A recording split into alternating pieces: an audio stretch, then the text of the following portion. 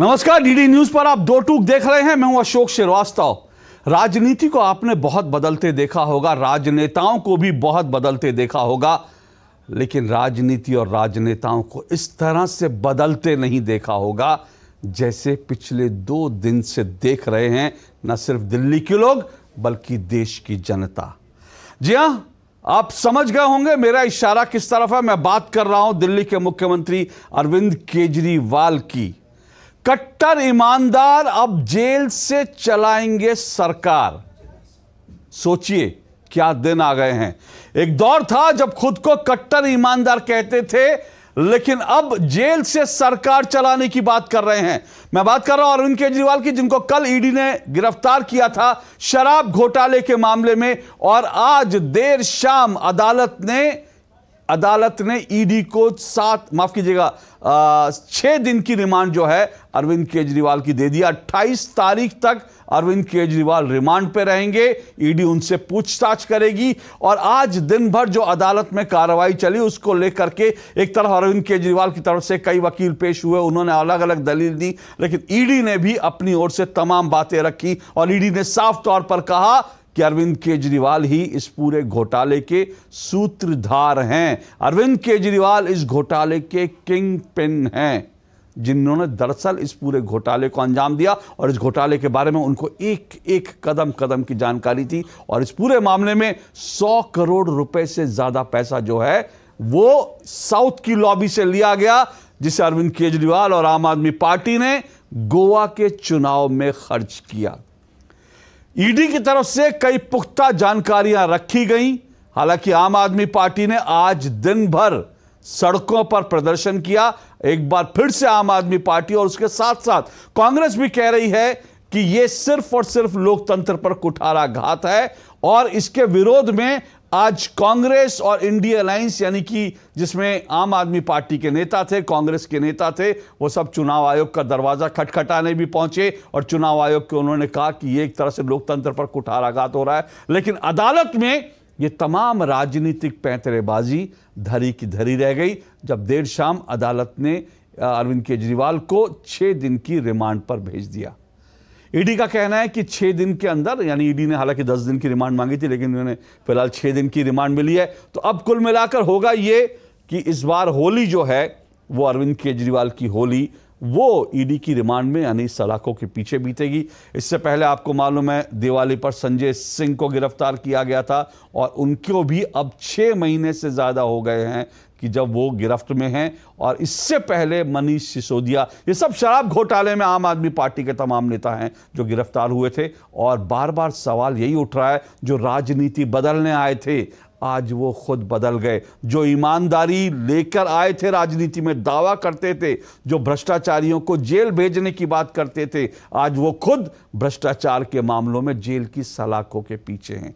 देश की राजनीति में ऐसा जो है कह सकते हैं कि इतना बड़ा बदलाव जो है, इतनी तेजी से बदलाव किसी नेता, किसी राजनीतिक दल का नहीं देखा होगा।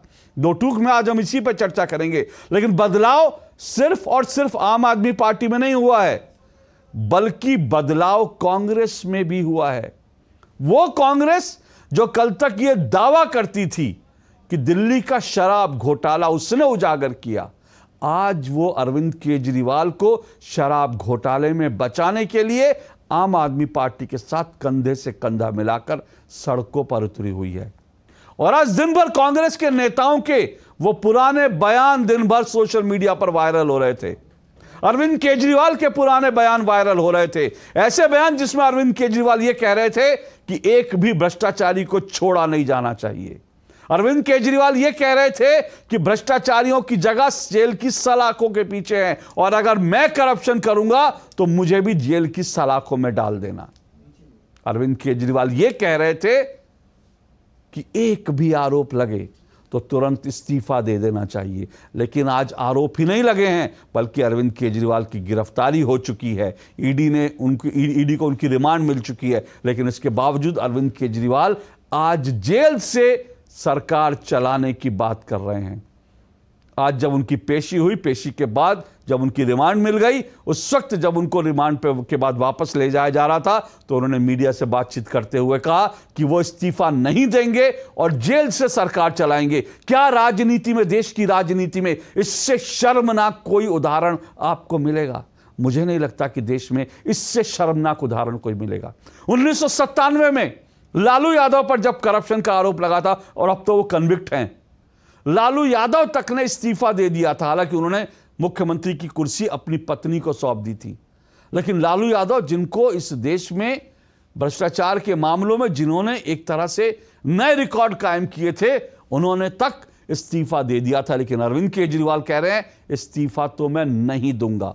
सत्ता से इतना प्रेम, कुर्सी से इतना लगाव, कुर्सी पर चिपक कर बैठने की यह लालसा देश ने शायद ही आज से पहले कभी देखी हो।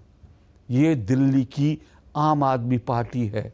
ये दिल्ली में आम आदमी पार्टी के मुखिया अरविंद केजरीवाल हैं, जो राजनीति बदलने आए थे लेकिन खुद बदल गए। दो टूक में आज इन सब पर बात करेंगे, लेकिन मैंने कहा बदली सिर्फ आम आदमी पार्टी नहीं है, कांग्रेस भी बदली है, क्योंकि कांग्रेस नेताओं के तमाम पुराने बयान वायरल हो रहे हैं। तो जरा आज देखिए अरविंद केजरीवाल, और साथ साथ सुनिए कांग्रेस के उन नेताओं को क्या आरोप लगाया था उन्होंने अरविंद केजरीवाल पर, और आज क्या कुछ कह रहे हैं। जरा सुनिए, उसके बाद दो टूक में आज की डिबेट को, चर्चा को आगे बढ़ाऊंगा। कल को अगर मनीष सिसोदिया चोरी करेंगे तो मनीष सिसोदिया केजरीवाल का कुछ नहीं लगता, उसको जेल जाना पड़ेगा। कल को अगर कोई हमारा मंत्री चोरी करेगा, ये मेरे कोई सगे नहीं लगता, इनको जेल जाना पड़ेगा। कल को कोई हमारा विधायक चोरी करेगा, कोई हमारा सगा नहीं लगता, उनको जेल जाना पड़ेगा। और मनीष, कल को अगर मैं चोरी करूंगा तो मैं भी तुम्हारा सगा नहीं लगता, मेरे को भी जेल जाना पड़ेगा।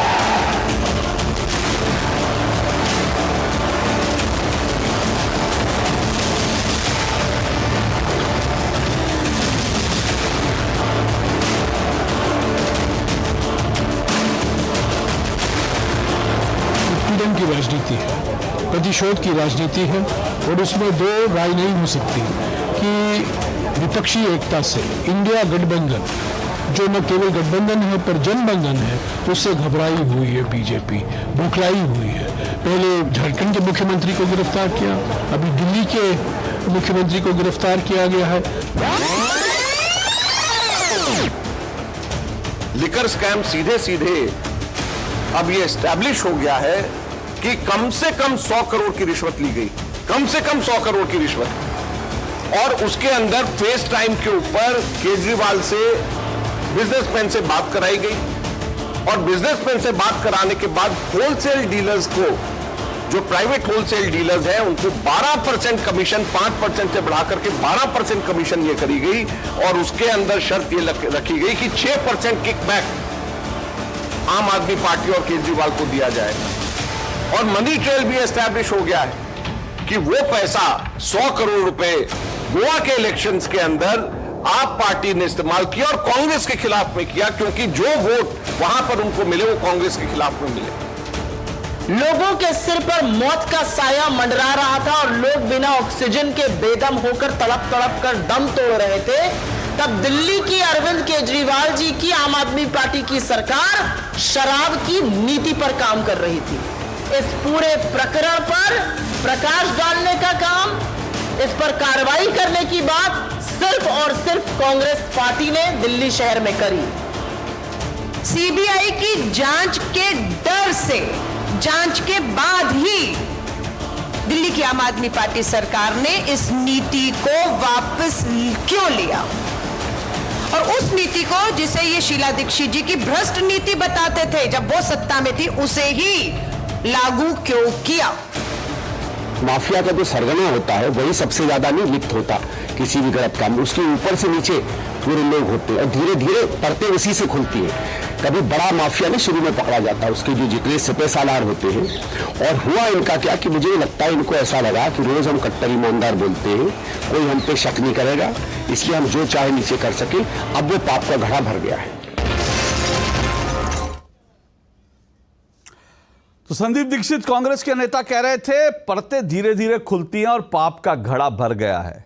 ये संदीप दीक्षित अब से कुछ दिन पहले कह रहे थे, लेकिन आज वो अरविंद केजरीवाल के प्रति समर्थन जो दिखाने के लिए सड़कों पर उतरे हैं। मैंने कहा राजनीति का इससे कुरूप चेहरा शायद हमने नहीं देखा होगा।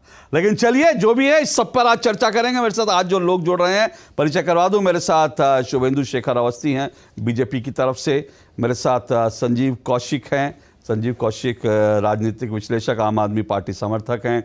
ऋषि शंकर मिश्रा है मेरे साथ, राजनीतिक विश्लेषक हैं।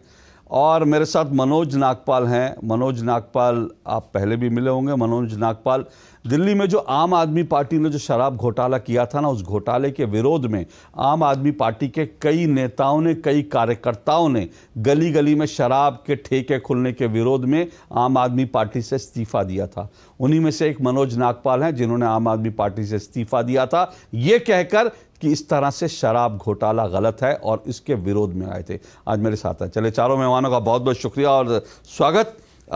मैं शुरुआत करता हूं ऋषि शंकर मिश्रा। ये आप तो बड़े राजनीति पर, आप कांग्रेस पर, आम आदमी पार्टी पर बड़ी करीबी निगाह रखते हैं। मैं आपसे जानना चाह रहा हूं ऐसे कैसे होता है। मैं सिर्फ ये समझने की कोशिश कर रहा हूं, ये नेता लोग किस मिट्टी के बने होते हैं।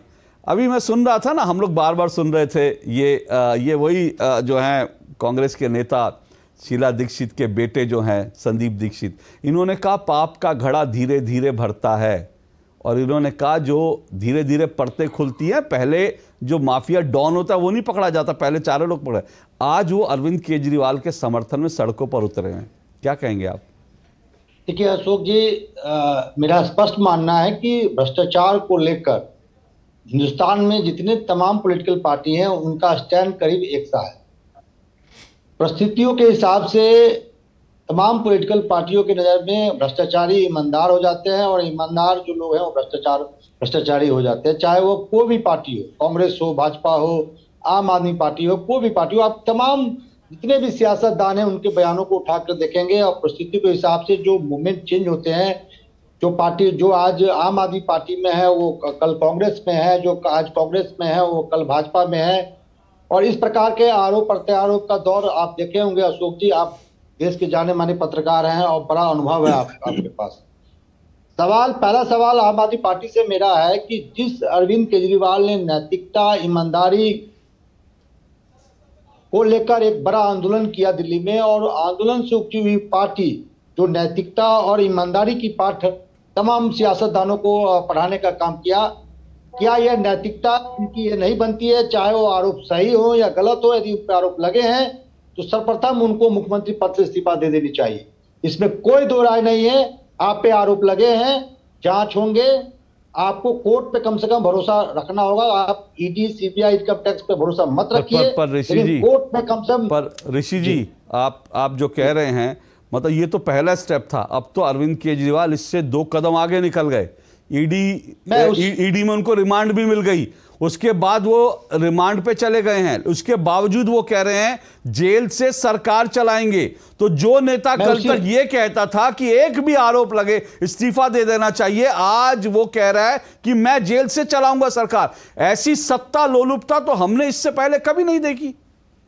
मैं अशोक जी आपको एग्जाम्पल देता हूं। लाल कृष्ण आडवाणी जी का नाम हवाला में आया था, और लाल कृष्ण आडवाणी जी आनंद फानन में इस्तीफा, संसद सदस्यता से उन्होंने इस्तीफा दे दिया था। जब तक उनको क्लीन चिट नहीं मिला, वो दोबारा चुनाव लड़के आए। जब क्लीन चिट मिल गया तब जाके वो संसद सदस्यता उन्होंने ग्रहण की।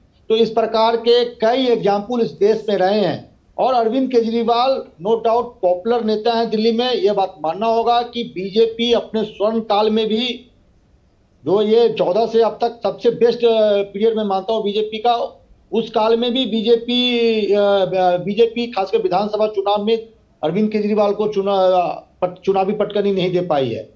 लेकिन सवाल ये उठता है अशोक जी, ये सवाल आप बीजेपी से भी मैं पूछना चाहूंगा कि क्या तमाम जो भ्रष्टाचारी नेता हैं, तमाम जो भ्रष्टाचार हुए हैं, ये विपक्ष के जो नेता हैं या जो पार्टियां हैं वही कर रही है? आपके यहाँ या जो आपके गठबंधन में जो ये भी नेता है वो क्या ये आपका है, ईमानदार है? ये आपका सवाल वैलिड है। इस सवाल से पीछे नहीं हटना चाहिए, इस सवाल पे चर्चा जरूर होनी चाहिए। लेकिन मेरा सवाल ये है, मैं तो ये जानना चाह रहा हूं ना कि ये सवाल जब हम आज उठाते हैं तो हम कहीं ना कहीं अरविंद केजरीवाल को क्लीन चिट देने का काम करते हैं। मैं ये कहता हूं, मेरा सिंपल सा मानना है, सब पार्टियों में भ्रष्टाचार है, सब पार्टी ठीक है, ये सवाल बिल्कुल पूछे जाने चाहिए। लेकिन मुझे लगता है आज इस देश के सामने सबसे बड़ा एक ही सवाल है। जिन्होंने कहा था आरोप लगते ही कुर्सी छोड़ देनी चाहिए, आज वो कुर्सी से ऐसे चिपक गए हैं कि आज वो कह रहे हैं जेल से सरकार। इससे बड़ा मुद्दा मुझे, और फिर मैं कह रहा हूं, आपने ठीक कहा कि भाई बड़े सारे हमने देखे भ्रष्टाचारी। मैं तो कह रहा हूं लालू यादव का उदाहरण हमारे सामने है। लालू यादव तक ने इस्तीफा दे दिया था। अरे लालू यादव को तो इस देश में भ्रष्टाचार का एक तरह से चारा घोटाला जैसा घोटाला हुआ जिसमें वो कन्विक्ट हो चुके हैं, तो भ्रष्टाचार की एक तरफ एक माना जाता है कि उनकी प्रतिमूर्ति है।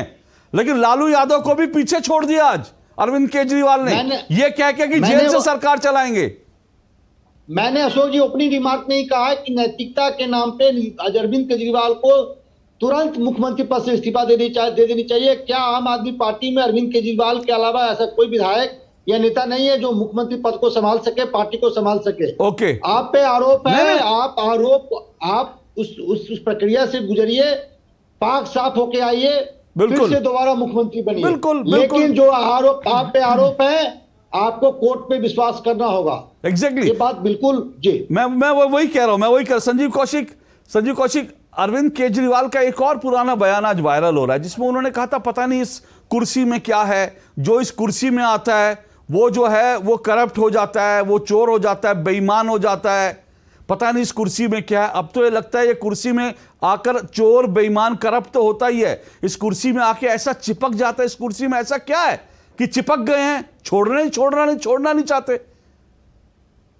अशोक जी, भ्रष्टाचार पर तमाम विपक्षी पार्टियों के जो आपने रिपोर्ट दिखाए बड़ा खूबसूरत है वो, उसमें और चार चांद लग जाता। थोड़ी सी ईमानदारी के साथ साथ उन नेताओं के भी वो स्टेटमेंट उसमें यदि आप डाल दिए होते कि देश के प्रधानमंत्री ने भ्रष्टाचारियों के बारे में क्या कहा था और कैसे उसको 3 दिन के बाद में आत्मसात किया था। आप ये भी डाल देते कि देश के गृह मंत्री बिहार के मुख्यमंत्री के बारे में कौन सा स्टेटमेंट दे रहे थे और अगले 3-4 दिनों के अंदर में किस तरह से उनको गले लगाते हुए दिखे। आप ये भी डाल देते कि भारतीय जनता पार्टी के लोगों के जहन में क्या चल रहा था पीडीपी के साथ, और पीडीपी के उस शहीद के बारे में, वो आतंकवादी जिसको वो कहते थे, उसके साथ किस तरह से सरकारें बनाई। जब आप इस तरह की रिपोर्ट बनाते हैं तो थोड़ा सा बैलेंस करने के लिए इन सब चीजों को भी डाल दीजिएगा, तो लोगों को लगेगा कि आप जो बात कह रहे हैं वो। संजीव कौशिक एक मिनट, मैं एक बात, अभी ऋषि शंकर मिश्रा जी से भी मैंने जो कहा, ये भी मैं अब यहाँ पे एक बात बता रहा हूं, ये जो बैलेंसिंग एक्ट है ना, ये मुझे लगता है ये पत्रकारिता और पत्रकारों को जो बैलेंसिंग एक्ट सिखाता है वो मुझे लगता है सबसे बड़ा फ्रॉड पंथी है। क्यों मैं ऐसा कह रहा हूं? ये बैलेंसिंग एक्ट जो है जरूर होना चाहिए, पत्रकार को बैलेंस रहना चाहिए। यानी बैलेंस कैसे रहना चाहिए? जिस दिन बीजेपी के अंदर अशोक चौहान को शामिल किया उस दिन हमने पूछा कि अशोक चौहान क्या आदर्श हो गए? आज आदर्श घोटाले वाले अशोक चौहान क्या आदर्श हो गए? तो उस दिन हमने पूछा। तो लेकिन आज हम इस सवाल को उठाकर बैलेंस करने की कोशिश करें, ये बैलेंसिंग एक्ट नहीं। सुनिए मेरी बात सुनिए, ये बैलेंसिंग एक्ट नहीं होता, ये होता है चोर को चोरी छुपाने की कोशिश करना। मैं फिर कह रहा हूं, आदर्श घोटाले पे बात करनी हो या बाकी चीजों पे बात करनी हो, अजीत चौहान पे बात करनी हो, जरूर करेंगे ना, पहले भी करी थी, अब भी करेंगे। लेकिन आज ये सवाल क्यों, इस सवाल अजीत चौहान की आड़ में, अशोक चौहान की आड़ में, अजीत पवार की आड़ में आज हम अरविंद केजरीवाल के पाप क्यों छुपाना चाहते हैं? ये बैलेंसिंग एक्ट नहीं है, ये डबल स्टैंडर्ड है, ये चोरी छुपाने की कोशिश करना है। अब आप बोलिए।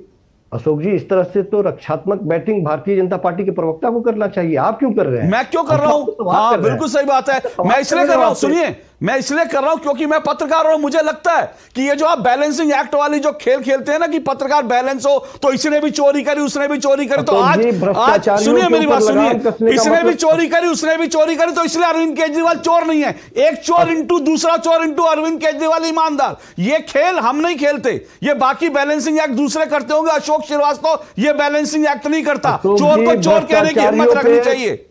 अशोक जी, भ्रष्टाचारियों पे लगाम कसने का मतलब ये होता है कि भारतीय जनता पार्टी भी भ्रष्टाचारियों पे लगाम कसती हुई दिखे। भ्रष्टाचारियों को अपने तरफ खींच करके आत्मसात करती हुई यदि भारतीय जनता पार्टी दिखती है तो ये लगाम कसता हुआ नहीं दिखाई देता है। आपको भी खड़ा करना होगा। आपके सवाल आपने जो बीजेपी से सवाल उठाए सही है, लेकिन मैंने कहा ये फ्रॉडपंथी पत्रकारों को नहीं करनी चाहिए कि आज जो भ्रष्टाचारी पकड़ा गया तो हम दो पुराने भ्रष्टाचारी निकाल दें कि अरे वो भी भ्रष्ट थे इसलिए इनकी भ्रष्टाचारी बराबर हो गए। नहीं, आज जो भ्रष्टाचार में पकड़ा गया, आज जिसकी रिमांड हुई, जो खुद को ईमानदार, कट्टर ईमानदार कहता था, उस पर सवाल होना चाहिए। मेरा सिर्फ इतना कहना है। हमको अपनी बात भी नहीं करने देंगे कि जिस पार्टी को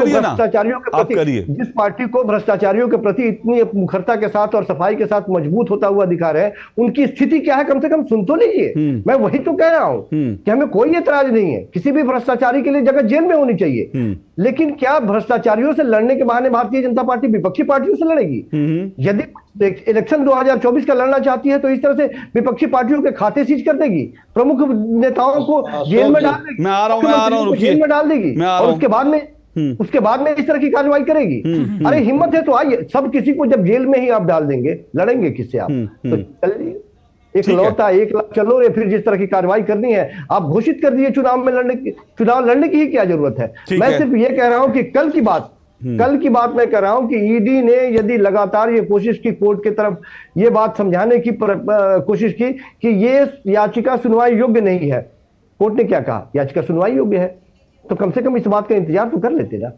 साफ दिखाई दे रहा है कि जिस तरह से भारतीय जनता पार्टी की आतुरता ईडी के माध्यम से दिखाई दे रही है, तमाम उन विपक्षी पार्टियों के ऊपर कार्रवाई करने के लिए वो बाधित थे और वो प्रेशर सीधा दिखाई दे रहा है। आप कहते हैं कि अदालत पर प्रेशर दिखाई दे रहा है? कमाल की बात कर रहे हैं। मैं पूछ रहा हूं आपसे सर, वो प्रेशर किस पर अदालत पे दिखाई दे रहा है? जिसने एक साल से मनीष सिसोदिया को बेल नहीं दी, जिसने 6 महीने से संजय, क्या वो अदालत प्रेशर में है, ये कहना चाह रहे हैं आप? तो ऐसा इसलिए है चूंकि पीएमएलए एक्ट के तहत ये बात आपको सिद्ध करनी है कि आप दोषी नहीं है। ये बात सामने वाला सिद्ध नहीं करेगा कि आप दोषी है। एक मिनट बीजेपी के प्रवक्ता को ले आऊं, शुभेंदु शेखर को ले आऊं, क्योंकि एक मिनट ऋषि जी, एक मिनट रुकिए। देखिए, मैंने कहा जो आप संजीव कौशिक जो बीजेपी से सवाल पूछेंगे मैं बीजेपी से पूछूंगा, लेकिन एक पत्रकार होने के नाते मैंने सिर्फ इतना कहा, मैं बीजेपी का कोई बचाव नहीं, बीजेपी खुद करेगी अपना बचाव, लेकिन मैं एक पत्रकार होने के नाते बैलेंसिंग एक्ट, ये बैलेंस करना चाहिए हमको, क्योंकि 4 घोटाले पहले हुए, इसलिए आज का घोटाले को ये बैलेंस ये अशोक श्रीवास्तव बैलेंस, ये अशोक श्रीवास्तव नहीं करता, ये ढकोसलेबाजी अशोक श्रीवास्तव नहीं करता। आज की चोरी की आज बात होगी, कल की चोरी की कल बात होगी, परसों की चोरी की परसों बात होगी, तो ये ढकोसलेबाजी मैं नहीं करूंगा। लेकिन शुभेंदु शेखर बताइए, सबको जेल में डाल देंगे तो लड़ेंगे किससे? और फिर बार बार वही बात हो रही है भाई, अगर आप सेलेक्टिव अप्रोच है आप लोगों की, सेलेक्टिव होकर आप कार्रवाई करते हैं, सेलेक्टिव होकर ईडी कार्रवाई करती है, आप लोग कार्रवाई भी उस कानून के तहत करते हैं जिसमें जो है बचाव का कोई रास्ता ही नहीं होता। अशोक जी, मैं बड़ी शांति के साथ ये कहना चाहता हूं कि जब कभी आम आदमी पार्टी के प्रवक्ता उन विषयों पर नहीं आते हैं तो संजीव जी राजनीतिक पर्यवेक्षक के नाम पर उनका बचाव करते हैं। मैं वर्षों से देख रहा हूं, कई चैनल पे साथ में रहता हूं, अच्छे मित्र भी हैं हमारे। परंतु संजीव जी, आपको मैं ये कहना चाहता हूं, आज विषय है कि क्या केजरीवाल जी ने घोटाला किया? क्या किसी केजरीवाल जी ने कहा था कि ऐसा ऐसा हो तो ऐसा ऐसा करना चाहिए? आज वही बिल्कुल उल्टा हो गया। जो विषय है, विषय पे ही रहे, आपके प्रश्नों का भी जवाब दूंगा संजीव जी, जरूर दूंगा। पर केजरीवाल जी जो ये कहते थे कि हम कांग्रेस के साथ कभी समझौता नहीं करेंगे, बच्चों की कसम खाते हैं, उन्होंने किया। यही जो कांग्रेस है वो भी तो यही कह रही थी। अजय माकन जी का स्टेटमेंट, सुप्रिया श्रीनेश जी का स्टेटमेंट, अलका लामा जी का स्टेटमेंट, अनिल चौधरी जी ने तो FIR कराई खुद। तो ये जब तक अलग अलग सौतेले भाई थे तब तक तो बिल्कुल अच्छा चल रहा था कि ये चोर है, ये चोर है, चोर है। जब मौसेरे भाई हो गए अचानक, तो फिर क्या होता है आपको मालूम है? जब मौसेरे भाई होते तो एक दूसरे की चोरी को छिपाते हैं। आज कांग्रेस की स्थिति बिल्कुल भी वही हो रही है। मैं ये बिल्कुल नहीं कहूंगा कि वो पंजाब में सौतेले भाई क्यों है और आज दिल्ली में मौसेरे भाई क्यों। लेकिन शुभेंदु जी, सवाल तो ये उठेगा ना, जब इनके पुराने बयानों की बात है तो पुराने बयान तो बीजेपी के भी आएंगे ना, कि जिन नेताओं को आप लोगों ने करप्ट का, अशोक चौहान को आदर्श घोटाले में, अजीत पवार को 70,000 करोड़ का घोटाला, तो आज उनके साथ आप बैठे तो वो आपके भी पुराने बयान निकाले जाएंगे ना। अशोक जी, मैं उसको भी जस्टिफाई करूंगा जरूर, मैं अपने लाइन के अंदर जब खत्म करूंगा तो उसको भी जवाब जरूर दूंगा। देखो, दूसरी बात कि आप, एक आदमी चलता है और कई कविता कहती हैं कि मैंने 100 करोड़ रुपए दिए हैं, और किसको दिए हैं? विजय नैयर के कहने पर, अरविंद केजरीवाल से फेस टाइम पे बात करने पर तो संजीव जी कहते हैं वो चोर नहीं है। साजन पिल्लई कहते हैं हमने उस 100 करोड़ रुपए को कैसे कैसे बांटा हमने, तो संजीव जी और उनकी पार्टी के लोग, आम आदमी पार्टी के लोग कहते हैं कि नहीं, हम इसको नहीं मानते। 41 करोड़ रुपए गोवा में चले गए, उसको नहीं मान रहे। अजय ढुल पैसा लेके चले गए, पंजाब में सबको दे के आए, उसको नहीं मानते। और दिनेश अरोड़ा कह रहे हैं 31 करोड़ तो मैंने दिए। अब जब अप्रूवर ही कह रहा है कि हमने ये पैसे दिए हैं, यहां से पैसे लिए हैं, ये सिस्टम है, तो अब संजीव कौशिक जी कैसे बचाव करें, आम आदमी पार्टी कैसे बचाव करे? इसलिए ये इधर उधर की बातें कर रहे हैं। मैं जवाब नहीं मिलेगा। जवाब देंगे भैया, ऐसा कभी नहीं होता है। आप तो जानते हो कि मैं जब डिबेट में आता हूं तो सब प्रश्नों का जवाब देके जाता हूं। इंतजार कर रहे हैं। प्रश्न मेरे भी है। जब तक वो लोग आप लोगों की पार्टी में थे, तब तक कभी आपने करप्ट नहीं कहा, आज उनको करप्ट कह रहे हैं। पहला जवाब। दूसरा जवाब, हमने किसी व्यक्ति को भी, कोई भी ऐसा व्यक्ति हो जिसके केस खत्म कर दिए हो, हमारी पार्टी पे आने पे सब पर केस चल रहे हैं। भारतीय जनता पार्टी का मैं हूं, कोई नेता हो, कोई भी हो, यदि वो करप्ट है और उसको पाया जाता है तो उसको जरूर हटाया जाएगा। तीसरा प्रश्न, शुभेंदु अधिकारी की बात आप लोग कहते हो, कभी नारायण राणे की बात करते हो। शुभेंदु अधिकारी आज 3.5 साल से कलकत्ता में है, ममता जी हमारे विपक्ष में है, एक FIR कराइए, उसकी जांच कराइए, यदि वो जांच पे पाया जाता है तो जेल में भेजिए। नारायण राणे भी यदि पाए जाते हैं आपकी सरकार की, कांग्रेस की, और वहां पर भी आपने FIR करके उन पर यदि कोई चीज जांच की थी, उनको भी जेल भेजना चाहिए। मेरा सिर्फ मेरे पास आज समय मेरे पास सीमित है। मैं एक छोटा सा ब्रेक ले रहा हूं। ब्रेक के बाद मैं चांदनी शाह मेरे साथ जुड़ चुके हैं, वरिष्ठ अधिवक्ता हैं, मैं उनसे इस केस को लेकर 30 सेकंड में, आप 1 मिनट 2 मिनट में जितना समझा सकें, और मेरे साथ जो है मनोज नागपाल है, उनसे समझूंगा। उसके बाद मुझे आज अनु मलिक जी से सीधा जुड़ना है, क्योंकि आज वीर सावरकर, स्वतंत्र वीर सावरकर फिल्म जो रिलीज हुई है, और उसमें जो सावरकर जी ने जो खुद लिखी थे गीत, उनको संगीत दिया अनु मलिक ने, वो मेरे साथ जुड़ेंगे। इसलिए एक छोटा सा ब्रेक लेना, ब्रेक के बाद चांदी जी और मैं मनोज जी आ रहा हूं ब्रेक के बाद। साल, बरस और सदी नहीं, एक युग गुजर जाएगा, उम्र न पूछो वंडर की, जब फर्क नजर आएगा। वंडर सीमेंट, फर्क नजर आएगा। अच्छी चीजों में समय लगता है, खूबसूरती निखारने में वक्त लगता है। ब्यूटीफुल डिजाइन्स टेक टाइम, लेकिन KYC अपडेट मिनटों में। KYC अपडेट अब आप घर बैठे बैठे भी कर सकते हैं। Registered email, registered mobile number, online banking से, आधार, OTP बेस्ड eKYC से, या फिर वीडियो KYC से। यहाँ तक कि अकाउंट भी घर बैठे बैठे खोला जा सकता है। RBI कहता है, इन्हीं से सुनिए, जानकार बनिए, सतर्क रहिए। लाइफ में फाइनेंशियल आजादी के लिए NPS जरूरी है। रिटायरमेंट में फाइनेंशियल आजादी रहे जारी, NPS से आज ही करें तैयारी। NPS जरूरी है। साल, बरस और सदी नहीं, एक युग गुजर जाएगा, उम्र न पूछो वंडर की, जब फर्क नजर आएगा। वंडर सीमेंट, फर्क नजर आएगा। तुम्हें पता है इन्वेस्टर्स के लिए एक इन्वेस्टर प्रोटेक्शन फंड होता है, IPF। लेकिन अगर तुम्हारा ट्रेड एक्सचेंज पर एग्जीक्यूट नहीं हुआ, या फिर कोई गारंटीड रिटर्न्स वाली स्कीम है, तो ये IPF आपकी मदद नहीं कर सकता है।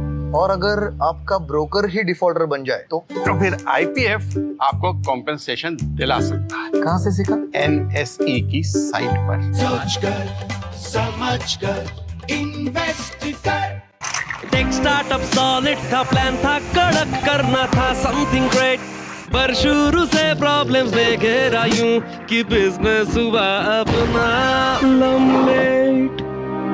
बिजनेस गुरु की जरूरत थी खास, सीधे गए SBI स्टार्टअप ब्रांच पे तो खुल गया success. Startup advisory and support SBI startup branch पे। पानी के महत्व को प्रचारित करने के लिए हमारी कंपनी धानुका एग्रीटेक ने नारा दिया, खेत का पानी खेत में, गांव का पानी गांव में। विश्व जल दिवस पर एक पहल करें, बचाएं पानी की हर बूंद। साल बरस और सदी नहीं, एक युग गुजर जाएगा। उम्र न पूछो वंडर की, जब फर्क नजर आएगा। वंडर सीमेंट, फर्क नजर आएगा। तो आप देख रहे हैं और चर्चा कर रहे हैं, कट्टर ईमानदार अब जेल से चलाएंगे सरकार। अरविंद केजरीवाल को 6 दिन की ईडी रिमांड पर भेज दिया गया है, लेकिन वो कह रहे हैं कि जेल से ही दिल्ली की सरकार चलाएंगे। इन्हीं सब पर चर्चा कर रहे हैं। मनोज नागपाल, कैसे आप देखते हैं इस पूरे बहस को? क्योंकि बार बार बात यह है कि एक तरफ वो कह रहे हैं कि अब जेल से सरकार चलाएंगे, लेकिन आम आदमी पार्टी अब भी कह रही है कि भाई ये राजनीतिक विरोध, ये जो राजनीतिक बदले की भावना से काम हो रहा है, सबको जेल भेज रहे हैं मोदी जी, ताकि चुनाव में तो बिल्कुल उनको क्लीन स्वीप मिल जाए। नहीं, ऐसा कुछ नहीं है। देखिए, जब हम आम आदमी है ना, सड़क पे कोई पुलिस वाला रोक लेता है तो मैं यही कहता हूँ, यार मुझे क्या रोक रहा है, वो भी तो जा रहा है। तो इनकी कहानी भी वही है कि ऐसा नहीं होगा, उसको नहीं छोड़ा, उसको नहीं पकड़ा। मेरे भाजपा के जो प्रवक्ता मित्र ने बिल्कुल ठीक कहा, किसी से भी, चाहे वो हेमंता बिस्वा शर्मा हो, चाहे वो अशोक चौहान हो, किसी के ऊपर किसी को भी क्लीन चिट नहीं दिया गया।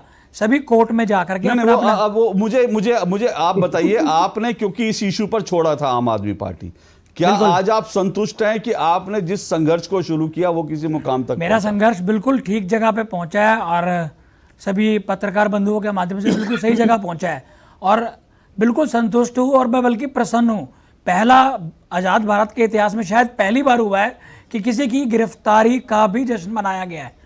उन गली मोहल्लों में, उन गरीब कॉलोनियों में जहां महिलाएं शराब से प्रताड़ित थी, पीड़ित थी, जहां एक के साथ एक बोतल मिलने के बाद उनके जो पतिदेव हैं, उनके जो घरवाले हैं, उनको पीटा करते थे। आज मैं आपको बता नहीं सकता कितना खुशी का माहौल है। मैं आपको एक आध वीडियो भी शेयर करूंगा, आप देखना।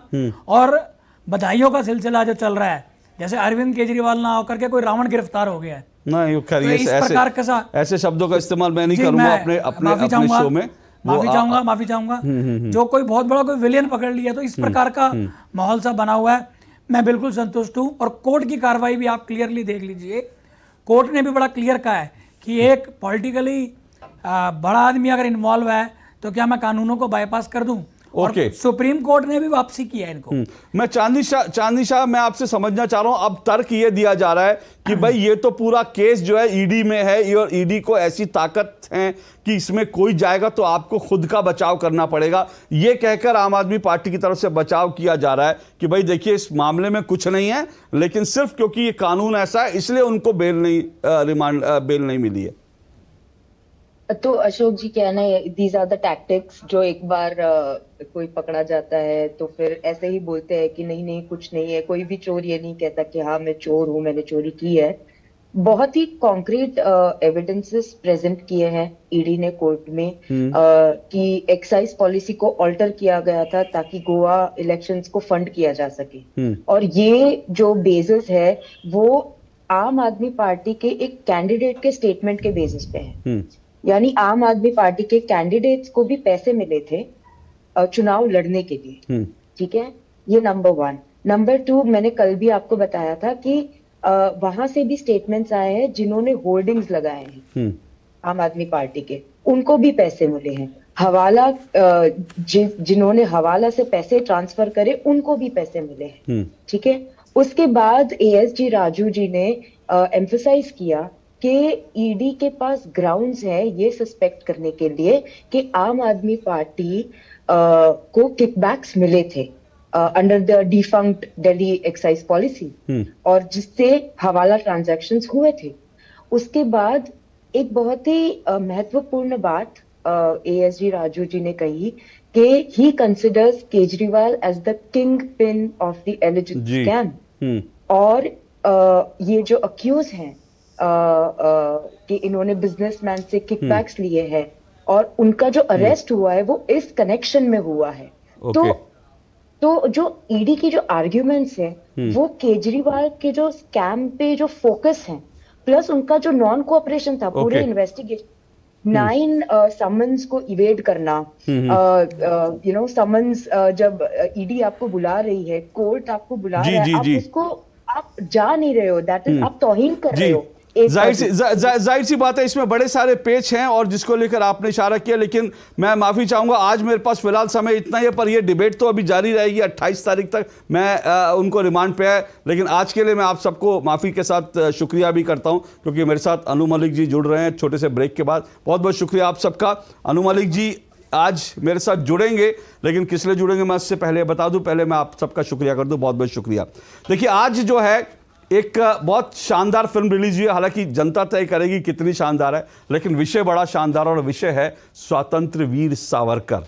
ये फिल्म आज रिलीज हुई है और ये फिल्म जो है वीर सावरकर को लेकर हम बीते कई सालों से देख रहे हैं, देश में एक राजनीतिक डिबेट चलती रही है और वीर सावरकर के बारे में शायद आज भी देश के लोग बहुत कुछ नहीं जानते, या फिर एक बड़ा हिस्सा देश का ऐसा है, या फिर देश की नई पीढ़ी है जो वीर सावरकर के बारे में बहुत कुछ नहीं जानती। उनका संघर्ष, उनका त्याग और उनके ऊपर क्या क्या अत्याचार हुए वो शायद नई पीढ़ी नहीं जानती। उसी से रूबरू कराने के लिए शायद इस फिल्म को बनाया गया है। और इस फिल्म को लेकर के छोटा सा मैं आपको बता देता हूँ, इस फिल्म का एक ट्रेलर देखिए, उसके बाद इस ट्रेलर के बाद मेरे साथ अनु मलिक जुड़ेंगे। क्यों जुड़ेंगे, इस फिल्म से उनका जुड़ाव क्या, ये आपको बताऊंगा। पहले ये फिल्म का ट्रेलर देखिए। ऊपर वाले ने एक जिंदगी दी थी, जज साहब ने 2 दे दी। आज हम अंग्रेजों के पक्ष में लड़ेंगे, कल वो भी हमारी मदद करेंगे। जर्मनी और जापान के आधुनिक हथियारों के साथ अंग्रेजों पे हमला कीजिए। मैं इस महान किताब को अंग्रेजी में ट्रांसलेट करके नई पीढ़ी तक पहुंचाना चाहता हूँ। ला इलाहा इल्लल्लाह मोहम्मद रसूल अल्लाह। वो खाना इसको। ये आजाद हिंदुस्तान में डेमोक्रेसी नहीं बल्कि सल्तनत चाहते हैं। अंग्रेजों के जाने के बाद भारत को सल्तनत बनाने का प्रयास किया गया, तो हम मुगलों का राज दोबारा नहीं आने देंगे। हिंद से प्यार करने वाले हम सब हिंदू हैं। भारत की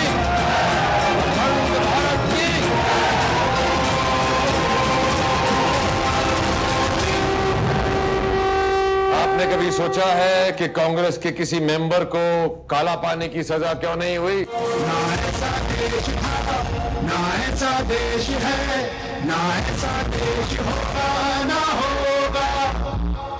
सारे विश्व में एक ही नाम, हिंदुस्तान, हिंदुस्तान, हिंदुस्तान।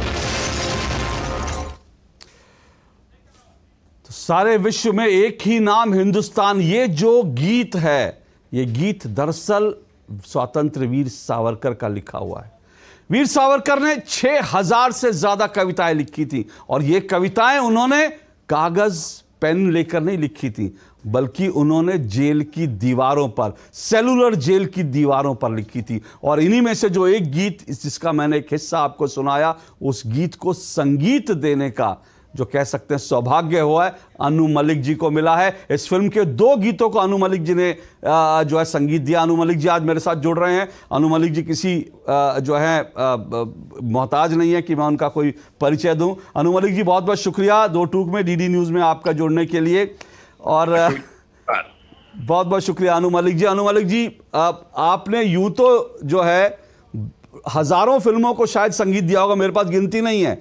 हम तो सुनते थे, बचपन से सुनते थे आपकी जो सुपर डुपर, चाहे हम बाजीगर की बात करूं या इस तरह की हजारों फिल्में हैं जिनको आपने संगीत दिया। लेकिन मैंने अभी सुना और कहीं पढ़ भी रहा था, आपने कहा कि ये जो स्वतंत्र वीर सावरकर फिल्म को जो आपने संगीत दिया है वो आपका बेस्ट शॉट है। ऐसा आपने क्यों कहा? इतना लंबा करियर और आज आप कह रहे हैं बेस्ट शॉट, क्यों? देखिए अशोक जी, पहले तो मैं बताना चाहता हूं कि मैं अपने आप को भाग्यशाली मानता हूं कि मुझे जी म्यूजिक के जरिए, जी स्टूडियोज के जरिए मौका मिला कि मैं वीर सावरकर के लिए 2 अपने गाने बनाऊं। आपने जब ये शब्द इस्तेमाल किया बेस्ट शॉट, शायद मैंने किसी इंटरव्यू में कहा है कि I have given it my best shot. अब आपने शायद मेरा पहले भी संगीत सुना होगा, आपने बाजीगर का नाम लिया लेकिन आपने बॉर्डर का नाम नहीं लिया। हाँ बिल्कुल जी। कारगिल का आपको संगीत याद होगा, रेफ्यूजी का याद होगा। देखिए, जब देश की कोई फिल्म बनती है या देश के ऊपर कोई बनती है या किसी एक पेट्रियोटिक इंसान के बारे में कुछ कहने को बोलते हैं तो I give it my best shot. आपको गाना याद होगा संदेशे आते हैं। बिल्कुल। अब जब इतने सालों के बाद मौका मिला कि वीर सावरकर एक फिल्म बन रही है और मैंने फॉलो किया था रणदीप हुडा जी की जर्नी, मैं फॉलो कर रहा था कि वो किस तरह वेट लूज कर रहे हैं, क्या क्या तकलीफें सही हैं उन्होंने इस फिल्म को बनाने में। और अचानक ये जब मौका आया और जब वीर सावरकर जी का नाम सामने आया तो मेरा जो मन है वो बस यही चाह रहा था कि मैं कोई ऐसा तर्ज बनाऊं जो सदा बहार जिंदगी भर चले और लोग याद रखें कि अन्नू मलिक ने वीर सावरकर में संगीत दिया। मैं एक पेट्रियोटिक इंडियन हूं आपकी तरह अशोक जी। मैं देश का दीवाना था, हूं और मरते दम तक रहूंगा। और वीर सावरकर जी की कहानी हमने टेक्स्ट बुक्स में पढ़ी थी बचपन में। अब सामने एक सिचुएशन दी जा रही है कि उनको काला पानी भेजा जा रहा है, वहां एक गाना चाहिए या फिर उन्होंने जो गाने लिखे हैं उस पर कुछ बनाना है, तो मैं शॉर्ट नहीं दूंगा तो क्या करूंगा। मैं अपने बाजी पर बैठा और मन ही मन तर्ज़े टटोलने लगा कि क्या ऐसी तर्ज बन सकती है जो लोगों के मन को छू जाए। आज जब वो गाना लोग सुनते हैं दरिया और दरिया, तो लोग की कमेंट सुनकर मुझे खुशी होती है कि अन्नू जी ने एक दिल छूने वाली तर्ज बनाई है।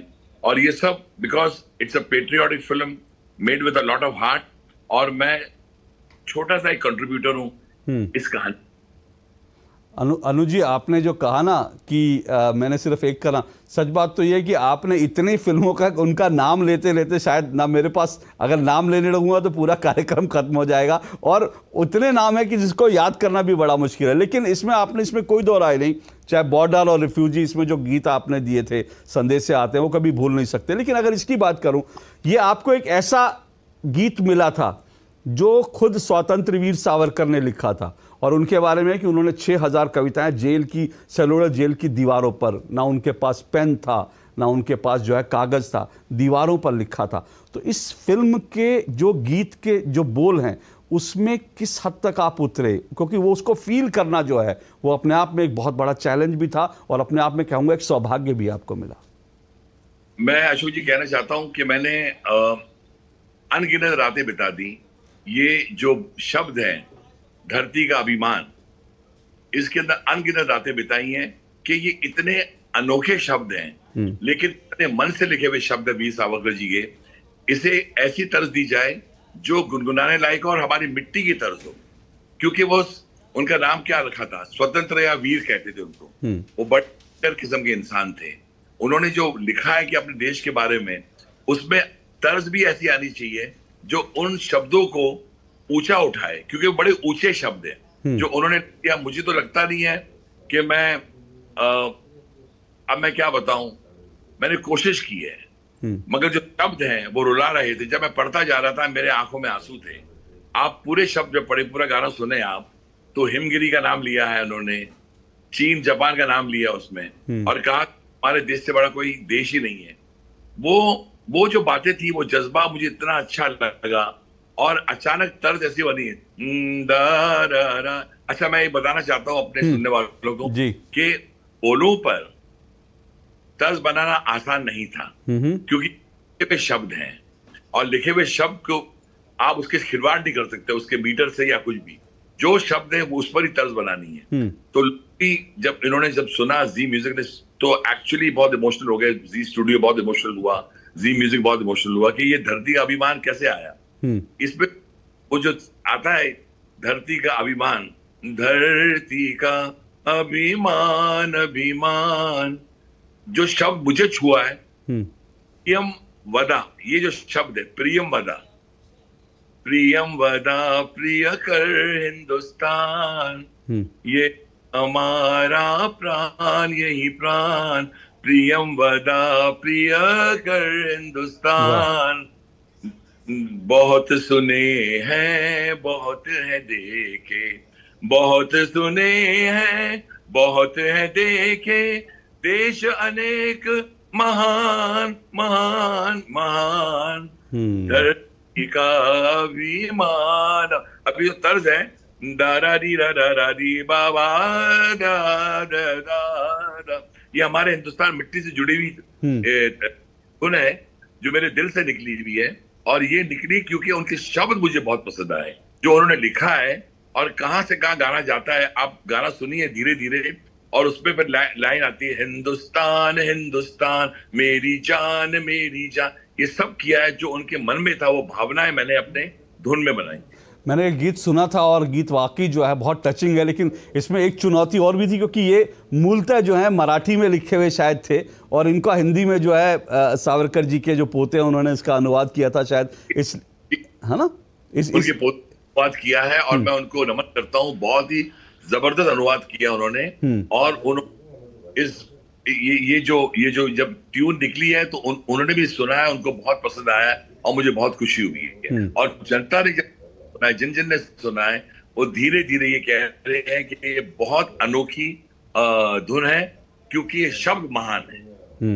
शब्द महान है। जी को नमन है। तो आपको लग रहा है कि क्योंकि अब तो आज फिल्म रिलीज हुई है, अभी तो जो है लोगों के पास जाएगा, गीत भी पहुंचेगा, फिल्म भी पहुंचेगी, आपको लग रहा है कि लोग इसको पसंद करेंगे और रिएक्शन कुछ आपके पास आ रहे होंगे? अभी रिएक्शन बहुत आ रहे हैं। पिक्चर आप देखिए, मैं बताना चाहता हूँ, जिन जिन से मैं बातें कर रहा हूँ वो बोलते हैं हमें वीर सावरकर देखनी है, हमें वीर सावरकर देख। और मेरे गाने सुने वो बहुत तारीफ कर रहे हैं, बोलते हैं सही धुने हैं सही शब्द के लिए और सही फिल्म के लिए, इससे बड़ा कॉम्प्लीमेंट क्या हो सकता है। अच्छा अनु जी, एक बात और, क्योंकि ये आपने उनके वीर सावरकर के जो गीत है उसको आपने संगीत दिया, इसलिए मैं आपसे पूछ रहा हूँ। आपने अभी कहा कि जब हम स्कूल में थे तो उनके बारे में हमने वीर सावरकर के बारे में एक चैप्टर में पढ़ा था, लेकिन फिल्म से जुड़ने के बाद क्या आप कुछ और ज़्यादा इंटेंसिव तरीके से आप जान पाए वीर सावरकर के बारे में? क्योंकि ये फिल्म बहुत रिसर्च के साथ बनी है। इस फिल्म को लेकर रणदीप हुड्डा ने बहुत रिसर्च भी करी है, बहुत ऐसी चीज़ें डाली हैं जो शायद नई पीढ़ी को तो बिल्कुल नहीं पता। जी अशोक जी,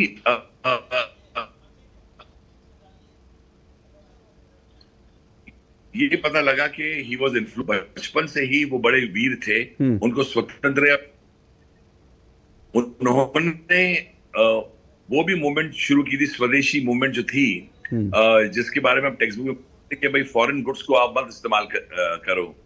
तो हजारों चीजें उन्होंने की हैं जो पर्दे पर जब आप देखेंगे, मगर सबसे चीज जो लगी थी वो बचपन में हमने सुना था कि काला पानी भेज दे। काला पानी शब्द बड़ा डर लगता था हमें।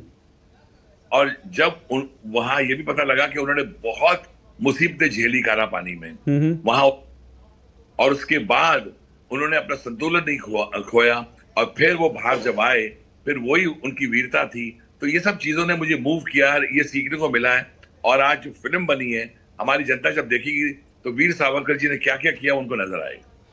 बिल्कुल, वीर सावरकर जी ने क्या क्या किया उनको नजर भी आएगा, और उनके बोल भी जो हैं उनको सुनाई भी देंगे, वो उसको आत्मसात कर पाएंगे, सुन पाएंगे।